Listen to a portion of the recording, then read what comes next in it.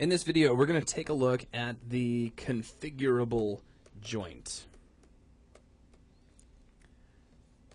Now, this is a pretty serious joint, and that's because it's kind of like all the other joints rolled into one and more. What this does is this exposes all of the joint behavior that's available within PhysX.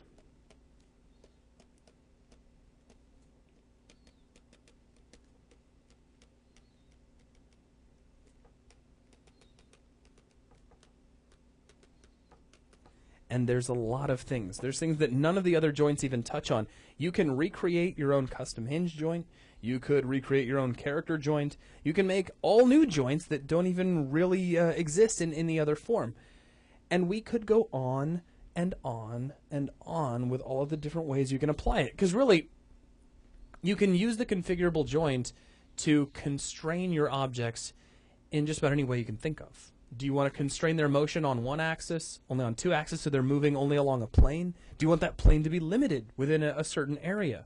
Do you want to limit their motion within a certain amount of 3D space?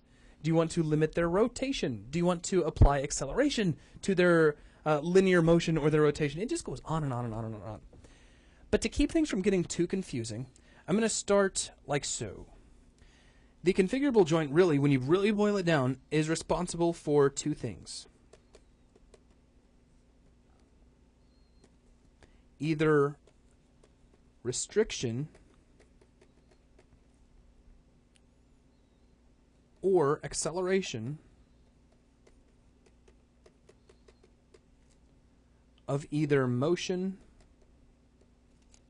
let me get the right letter in there, or rotation. So you can restrict motion or you can accelerate motion. You can restrict acceleration or you can accelerate rotation. You can accelerate it with restrictions. All of these different things you can combine. And it looks very scary the first couple of times you see it. But let's go ahead and jump into Unity and let's get it applied to some object. I'll create a cube. And just scale it up and get it pretty much right in front of my little car here. Now, let's immediately go under Component, PhysX, and drop on a rigid body. Go back to Component, PhysX, and we'll put on our configurable joint. And here's why this can be a little bit scary the first time you see it. With everything closed up, it has a pretty impressively long list of properties. If one was to go through and start expanding all of these, it just seems like it goes on forever and ever and ever and ever. Now, it's not that difficult once you really start tearing into it. But a lot of the parameters are repeated over and over again within each of the different sections of this. That's right. You're going to see the same things over and over again. And if you keep those two primary goals in mind, being the restriction and or the acceleration of a given motion or rotation, then everything is just fine. Now, there's still some things that are confusing the first couple of times you see them. So let's just start walking down the properties. Now, I'll give you kind of a warning. I won't be able to demonstrate every single property here for a lot of reasons. One of which being this video would just carry on forever. It'd take a really long time to go through. I also won't be showing you all of the many different ways that you could apply this joint. But really, it just boils down to, if you need a particular kind of constraint for your rigid bodies that you don't already have through the existing joints, chances are really good that you can create it through the configurable joint. So let's start at the very top. I'll go ahead and get connected body out of the way. Now, we've already seen this in some of the other joint demonstrations that we had earlier, going all the way from the hinge joint to the fixed joint, spring joint. They've all had it. What this allows you to do is to attach this constraint, or this joint, I'm sorry, to another rigid body if you so desire. If you don't set this, then you're just constraining to a point in the world, a static position. Now, I'll just throw this out. I think I've said this earlier on, but I don't know the order in which you're watching these videos. You'll hear me refer to these very occasionally as constraints. That's only because I'm a Maya person. And in Maya, this is what dynamic constraints are. And a joint is something used to animate a character. So if I slip up, I will try to check myself and make sure that I correct it. But if you're wondering why I keep saying that, that's why. Now, let's move down from here. We have the anchor. Now, we don't get to see the anchor like we do with some of the other constraints, but this allows us to control the point on our object where this constraint is attached. And by default, this is set to 0.5 in the y-axis, which would be the top of the bounding box. So we're currently constrained to the very top. That is where this constraint is attached. But again, unfortunately, we don't have a way to visualize that. That's real easy to understand because we've seen it in many other different constraints up to this point, in many other different joints. I do want to stress this, though. If you're watching this video first, hopefully you have an understanding of the other joints before you get to configurable joint. I don't recommend you try to tackle configurable straight out of the gate. So if you came here first, make sure you at least grab, I don't even care which one, maybe just the hinge joint. Understand how the hinge joint works before you come back in here. It will help, I promise it will. But moving on anyway, the anchor is going to be where this constraint is attached to your rigid body. Next, we have axis and secondary axis. And you can't really talk about one of these without talking about the other. What these two properties do is allow you to specify a custom local rotation axis, or a custom axis of translation for your object.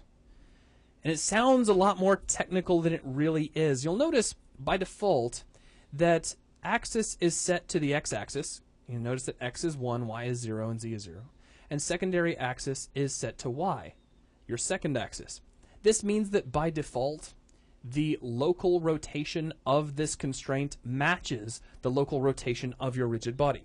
Right. And if you look at the way axes are set up, every axis has to be perpendicular to the other two axes. That's right. So you only need two axes to define the third, because whatever your first two are, it can calculate the third from that. That's right. Now, let me give you a quick example of why we even have this, because you might be thinking, why does this even matter? Why doesn't it just follow either local or global? And that'd be a really valid question. So let's say you've got a model of some sort of wheel-like object. So I'll just try to draw a little bit of thickness so it doesn't look like a circle. And what you're going to want at some point is for this to spin around. You need this to rotate kind of like a wheel would. But this came from some 3D application, who knows which one it came from, where it's actually the z-axis that's pointed upward, and maybe the x-axis points out this way, and the y-axis points out like so. And I don't know who would have a 3D application where z points up. That just doesn't make any sense to me. Snicker. Of course, 3ds Max uses z up, but maybe you get an object like this. Now, again, you still might be thinking, well, so what? I'll just spin the object around the z-axis and everything will be fine. Absolutely, you'd be right. But then there's a little more information you have to bring into the conversation. And that is, if you look ahead at some of the properties that we look at, you'll notice that in many cases, the x-axis gets special treatment for rotation. X is generally going to be more robust than the rotation around the y-axis and rotation around the z-axis. And I can prove it to you. If we take a look at our limits, first off, we have a low angular limit in x and a high angular limit in x, a kind of a min and max, if you will. But take a look at our limits for rotation around y and z. We just get 1, and that's going to be applied both positively and negatively. It's going to be equal in both directions. We don't have that individual high and low that we can set. So x is given some special treatment. Right, it's the dominant axis. That's exactly right. That's a great way to put it. So what we want is, in the end, for x to be our dominant rotation. So in this case, if we had an object that we knew needed to rotate around a certain axis, we want to make sure that internally that axis is defined as the x-axis. Now, axes have an order. It's x, then y, then z. 1, 2, 3. You will define your internal x-axis with the axis property. Your internal y-axis will be defined with secondary axis. And you don't have to even worry about defining your third axis, your z, because that is orthogonal to the other two.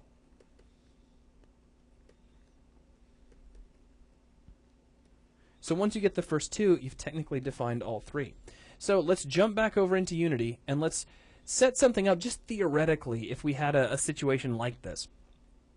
Let's say we had an object that needed to have the x-axis. Remember, for the purposes of this joint, it's best to think of x, or the local version of x, as your dominant axis of rotation. And what we want to do is make sure that the x-axis, the dominant rotation, points down the z of our object. X is going to be our first axis. Just jumping back here, because I know it can be a little bit confusing. So we're going to set x to match z. Now we can decide really at this point whether we want y or x to follow the other two. I would just go in order. So if we've got z here, the next one is just going to be x, and the next one's going to be y. So how would we set this up? Well, simple. We need to make sure that axis is set to z. So we'll set that to 1, and we'll set x to 0. We'll take our secondary axis, and we'll set this to follow x. So we'll set y to 0, and set x to 1. And now by default, the third axis will technically already be defined as the y-axis. Now, we don't get to actually see any of this. We don't get any visualization. So it can be a little bit on the confusing side. It's something that you have to know, you have to keep straight on your own, which is why it may be a good idea to take some notes, draw some little scribbly pictures, or adjust some things.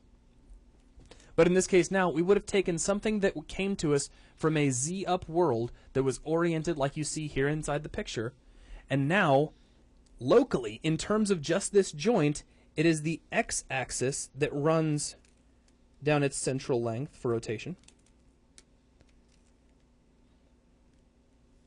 while the y-axis can run out to the side and the z-axis may run forward. It would depend on which way it was flipped at any given moment. But really, this would be the one that we were focused on for our purposes.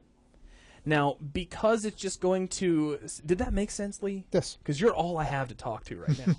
So I hope that does make sense. I understand, like, if you're totally new to this, this could be a little difficult to really wrap your head around, and I totally understand that. But it's just a way that we can set up our own local rotation axis. Overall, it's very easy, but you may have to look at it once or twice to really figure out what's going on.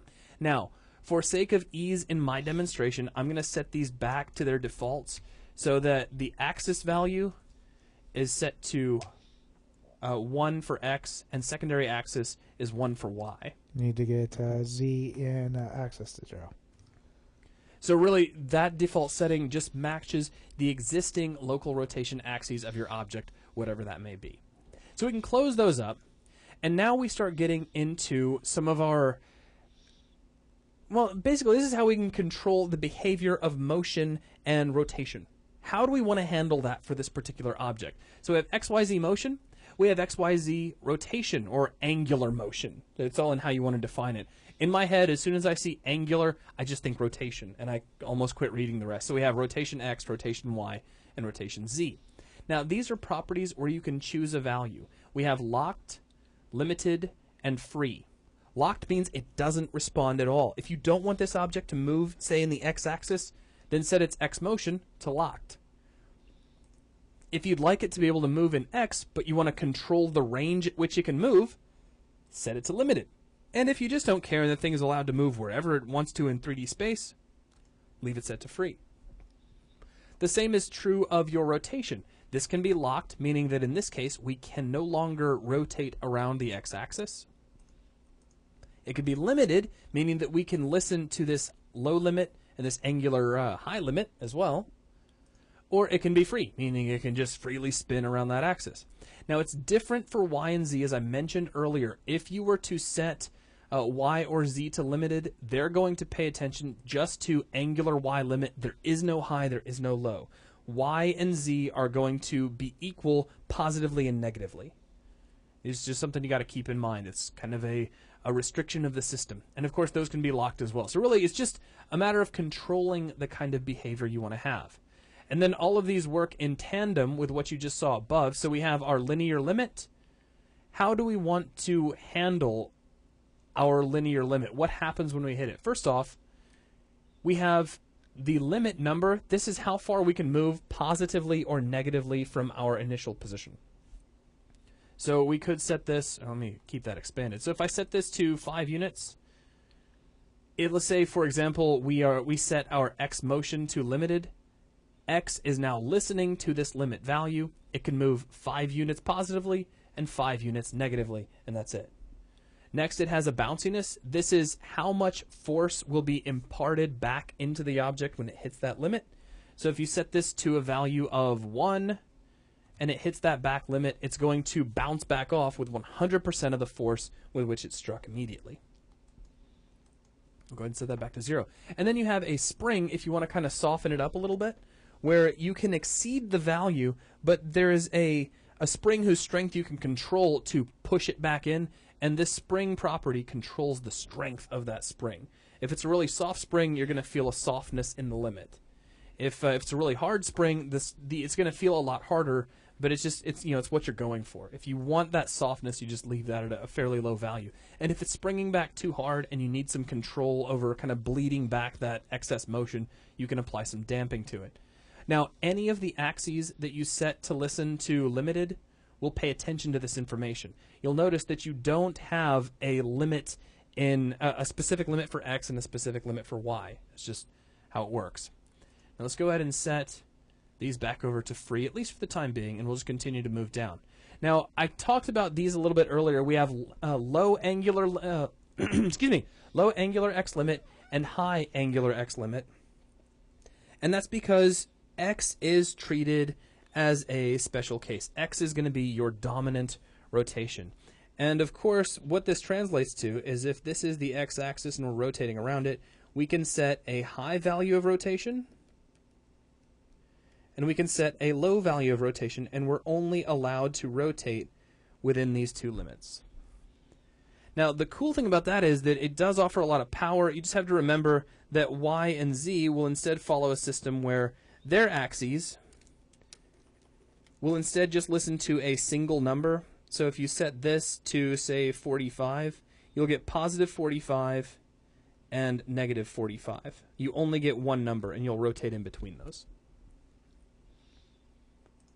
And of course, we get the same values that we had before with bounciness, spring, and dampening, and they work the same for all the limits. That's right. So bounciness is how much force you're going to bounce back with, and then spring is going to determine how much springiness is you push into. And the lower that value is, the softer that limit's going to feel. So that gets us all the way down through low and high angular limit, through angular limit Y, angular limit Z. Now we get to target position and target velocity. And this is where things start to get a little bit interesting.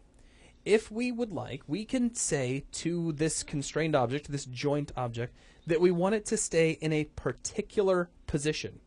And the physics system will do its very best to try to maintain that position. Now, down from this, we also have a target velocity. This is literally a velocity along any one of the given axes that we can always try to achieve. That is kind of like a goal, and that's how you can look at both of these. They're goals. Do we want to try to reach a specific point, or do we want to try to reach a specific speed? If you have something that's going to be constantly moving, and you want to make sure that it's moving at a particular speed, then you might just want to set target velocity. If you have an object you need to keep in a specific place, then you may want to set target position. Now, how does that all get handled internally? I mean, setting all that stuff is great, but then how do you work with it? And that comes down to our drives. You have X drive, Y drive, and Z drive. Now, they all contain the exact same properties, so I'll go over them once for X. First off, you have the mode. Now, what mode is going to allow you to do is to determine whether you're dealing with position, dealing with velocity, or dealing with position and velocity together. If these are set to disabled, you're ignoring all of this information. You're ignoring target position, you're ignoring target velocity entirely. If you have this set to position, you're now paying attention to the target position data. Now you start being able to use some other properties as well. If you have this set to listen to position, position spring becomes important, and position damper. Because what I said earlier is that this is going to try to keep you in a specific position. Now I'm just going to get a new sheet of paper out here. So let's say this is our target position. And let's say some force comes along and pushes our object out to here. we need some sort of force that can be applied to try to pull it back to its original position. And that force is defined through the position spring. Right. And just like all the other springs, it's a strength that it's going to be applied to try to pull back the object to its target position. That's right. So you can increase that strength if you really want a lot of force to pull it back to that target position, and then you can apply some damping to it if that spring is causing it to wobble back and forth too much, or if you need to slow down its rate just a little bit. Again, it's just kind of like an overall damping force. So we'll go ahead and set those back to 0. Now back up to the mode, because right now maximum force does nothing. Maximum force is only usable if you are listening to velocity. So if your mode is set to velocity, this means that suddenly target velocity becomes important. That means you're calculating this. Maximum force you can think of as the rate of acceleration used to achieve your target velocity. And you can think of it like this. If you really wanted to simplify it, let's say you've got a car, and I'm going to draw like the best car ever. Okay? Second best car ever. The best car ever was actually created in an earlier video. I hope you saw that. So we have a car, and we've decided that this car needs to travel at a rate of 55 miles per hour. Now, of course, miles per hour have nothing to do with unity. I'm just throwing this out as a conceptual example. Now let's jump back over to unity for just a moment. The maximum force you can think of as the rate of acceleration used to achieve that target of 55 miles an hour. So, you know, if you just barely touch the gas pedal, it could take something like, oh, I don't know, maybe as high as 20 seconds to reach your target velocity. But if you just stomp the gas pedal and you put a lot more force into your car and you just rock it forward, and depending on the car, it could just take maybe, 5 to 6 seconds, or even less. If you had like a really high-end sports car, it took maybe 3 to 4 seconds, like you just got rear-ended. Right, and there's other things that come into play here. You've got the object that comes into play. If it's in contact with another collider, you've got friction that it has to deal with, and all this comes into play whether or not you even make it to your target velocity. That's right. They all kind of play off against each other. So this kind of system that I'm describing does require a lot of tweaking. Now, finally, you can set your mode to pay attention to both position and velocity. And this means that you would be trying to achieve a particular position and doing so at a consistent velocity. So if you want to draw the object back to a particular point in space at, say, 55 miles an hour, then you can do that in this way. And then now you're calculating all of this data. The target position becomes important. The target velocity becomes important for how fast you want to travel in that particular direction.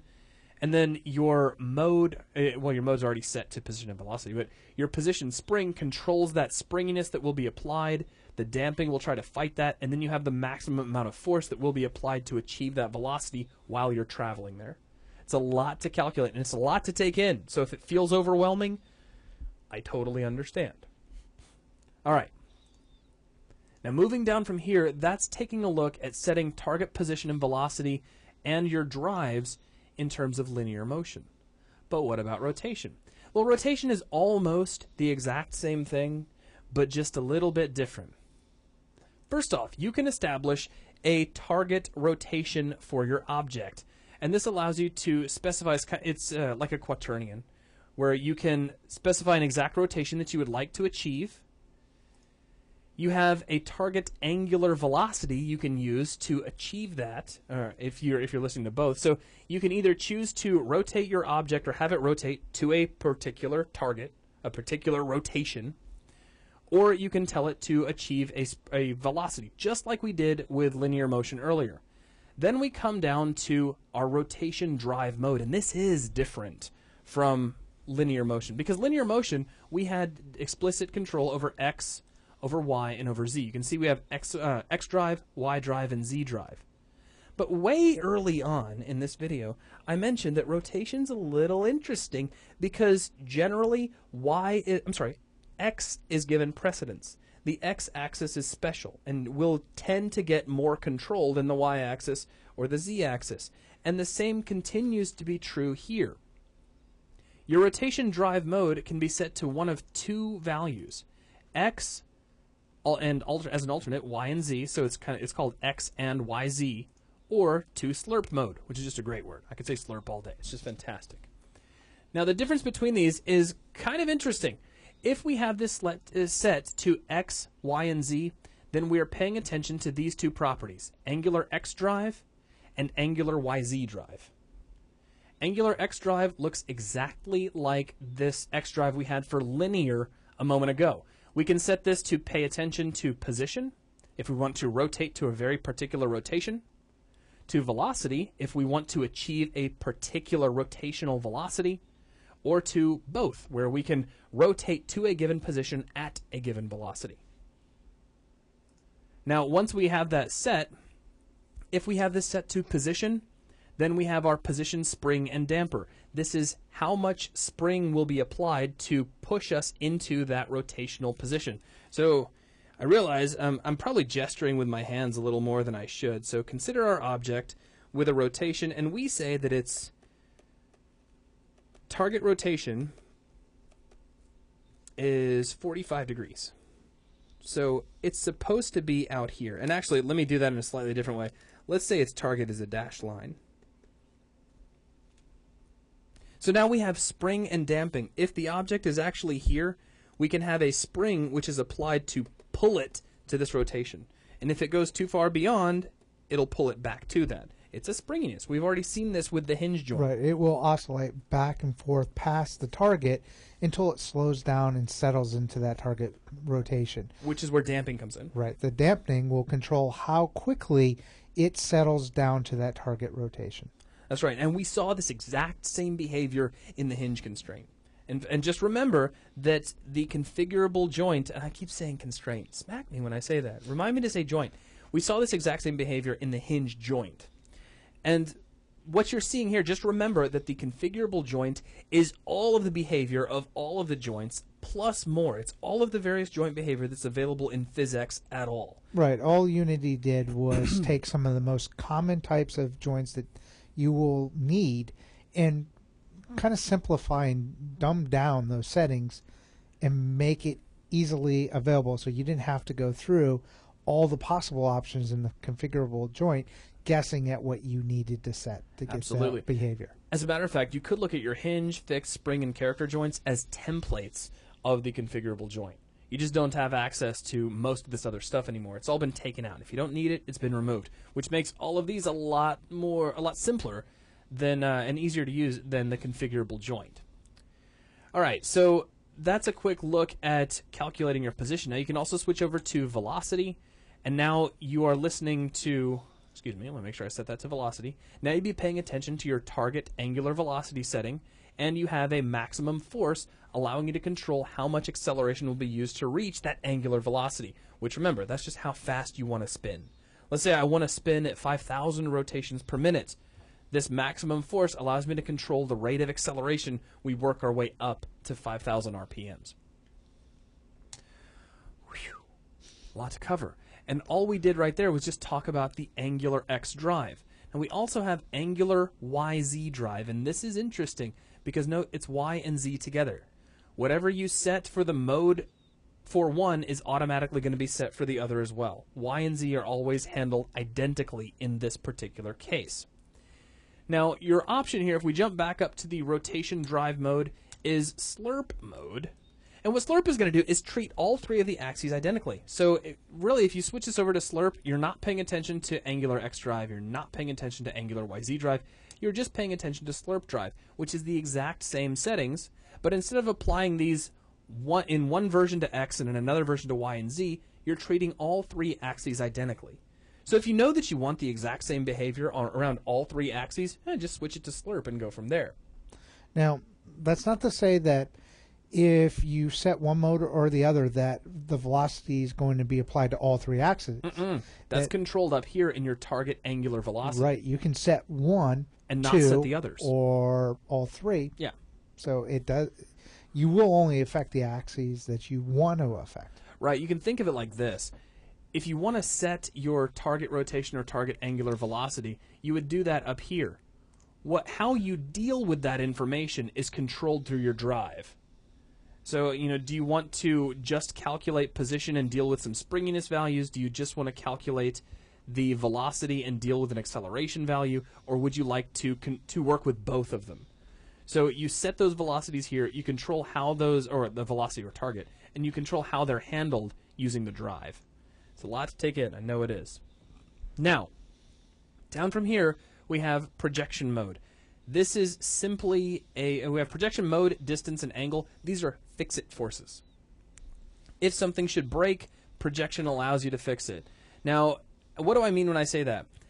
Well, this has to do with what if you're in a situation where you've got an object that is limited in rotation. Let's just go here with what we just done a second ago. So let's say this object is only allowed to rotate between these 2 points. But then something comes along and just blasts it as hard as it possibly can, and it winds up being rotated way out here. And for whatever reason, that would be problematic for your game. Let's say you just set these limits to rotation with a reason in mind, and having something come along and push us all the way out to here is a problem.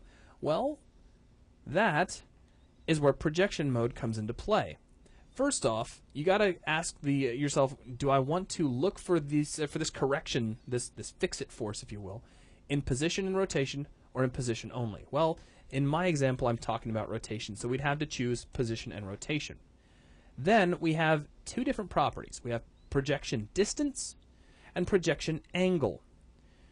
If you fall 0.1 units outside of your linear limit, or if you rotate more than 5 degrees beyond your rotational limit, the projection is going to kick in and it's going to snap you back to the nearest acceptable distance. Right, and this can come in handy because when you're starting to play with physics and you haven't gotten a real good handle on it, and even if you have, and you happen to dial in the wrong number, when a collision happens, bad things can happen, like one of your objects gets sent screaming through your scene, and it really can crash Unity. Yeah, it can cause all kinds of stability issues.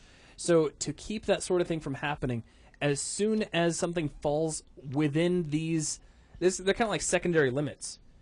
When it falls outside these limits, beyond your limits, then it's going to snap back to the nearest location. So if we jump back over to Photoshop and we take a look here, in this case, we've suddenly rotated way wide of our primary limit. What's going to happen is the projection mode will notice that and it'll snap us back right inside here so that we're within our limits.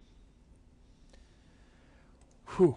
Now, we have control over this for angle and distance as well. Now, in my drawing, all I took into account was just the angle.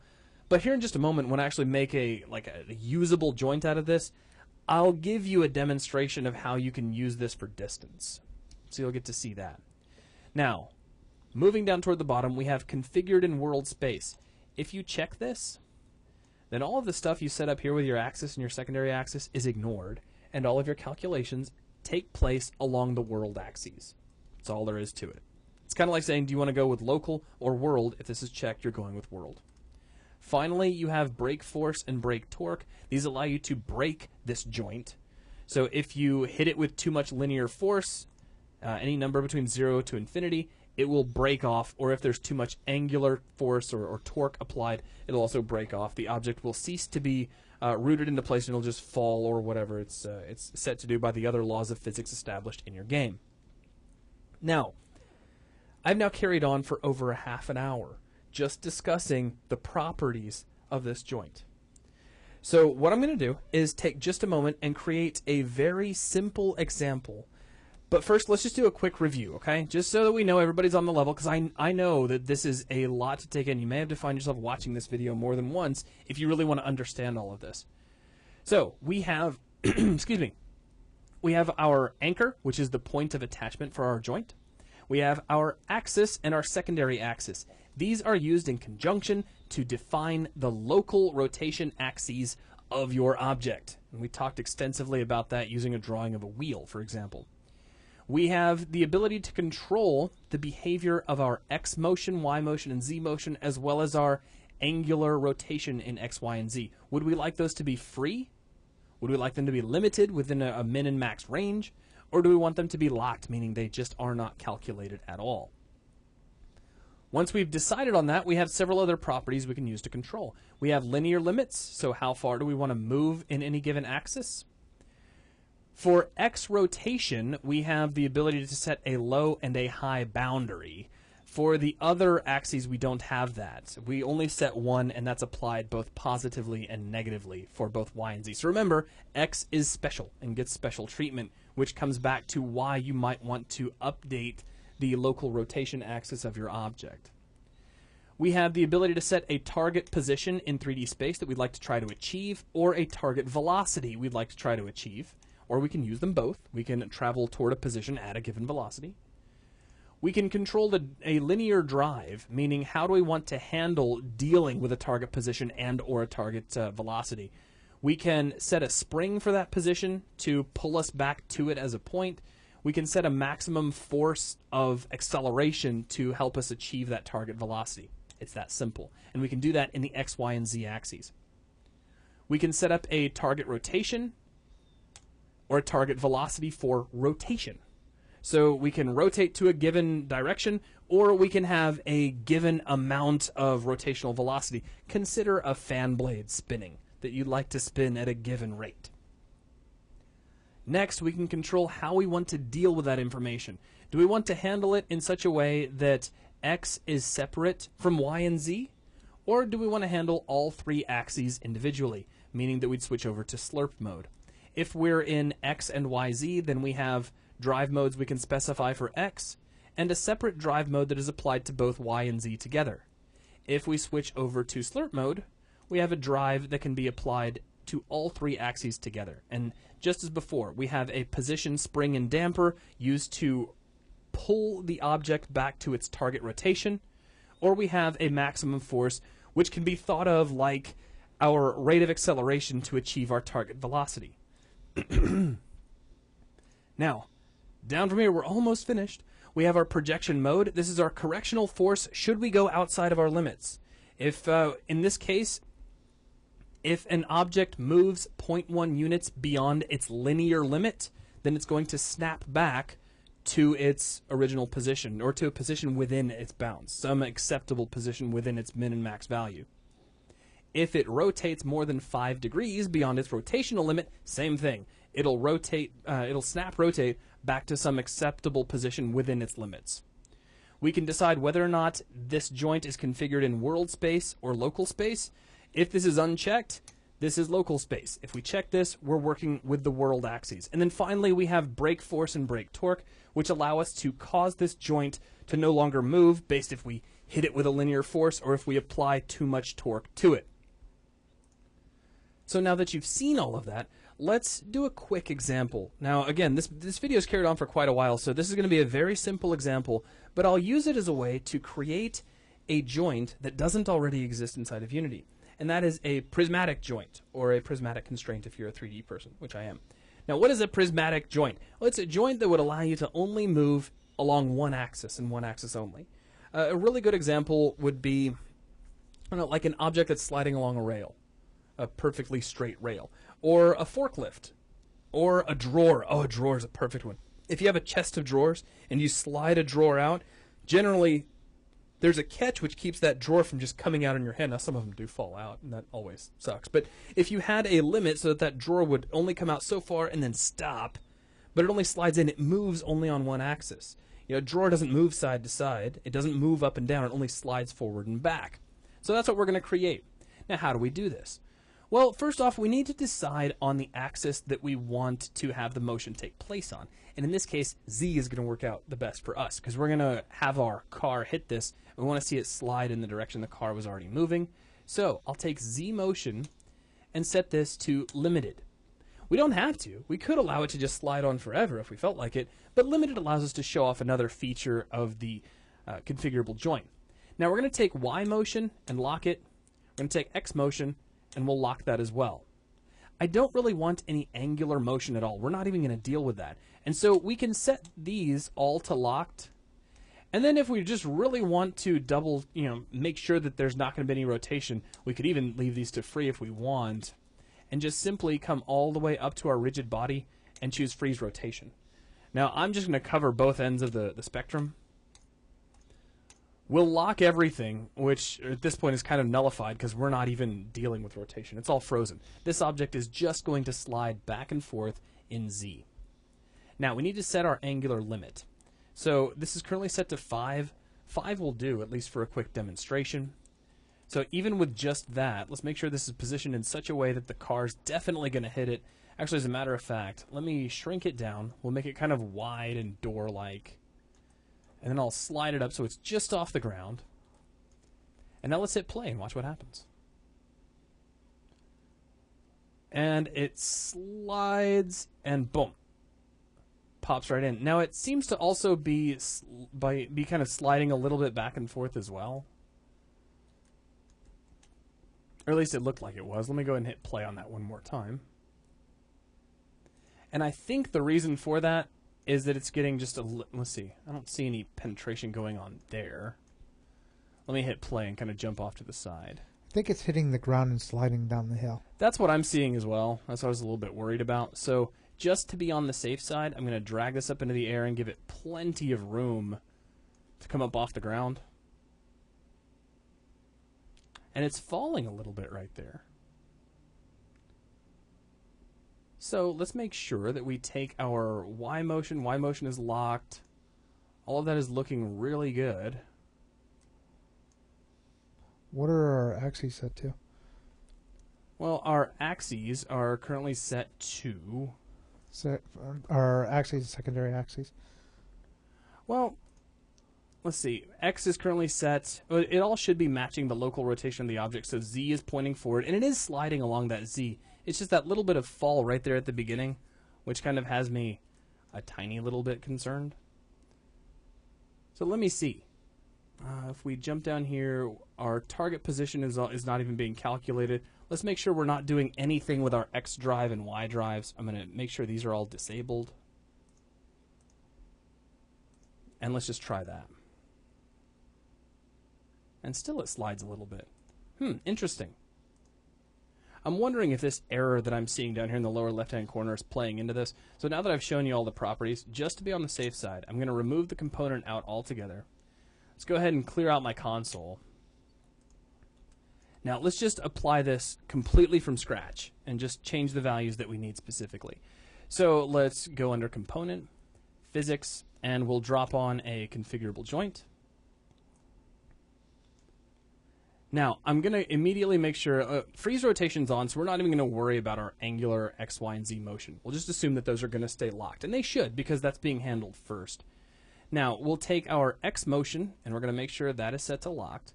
Take our Y motion, also set that to locked.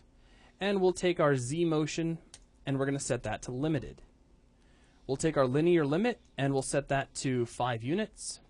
And let's just test this immediately as it is. And it doesn't move, which is a good sign. And the car hits it and slides it back. Right. What happened is when we were setting up all the configurable joint stuff, playing with all the settings, we probably did something that Unity wasn't happy with, which broke the functionality of the joint itself. And that can happen. Or it might have been just one of the many settings that I was just tweaking while I was talking and I lost track of. There's so many different possibilities. Now, you can see that we're getting a little bit of craziness there at the end. We've got some interpenetration, and this is great because this does show an interpenetration error in progress. So you want to be careful about that sort of thing. Now, something we can do just to keep things interesting is we can increase our spring a little bit. So let's give this a spring of 20 and a damper of about 0.2. So that now we roll into it. We're still sliding along that one direction. And that's not quite enough spring, so let's push that up to, say, 50 and give that a try.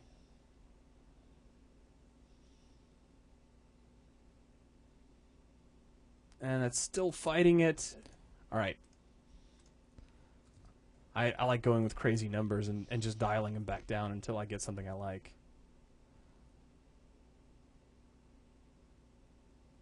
Oh, wow. It's trying, but I think it's getting stuck on the top of the car. Well, something that we can probably also double check is the mass of our object. So let's just increase the mass of this little block. And yeah, you're probably right. It is probably getting caught on that car. that helped a lot. This is one of those cases where the car had significantly more mass than the door and was creating a little bit of odd behavior. And so we could sit there and tweak out our spring until we got something that we wanted, but we can see how this is stopping. This is causing our sliding along one axis.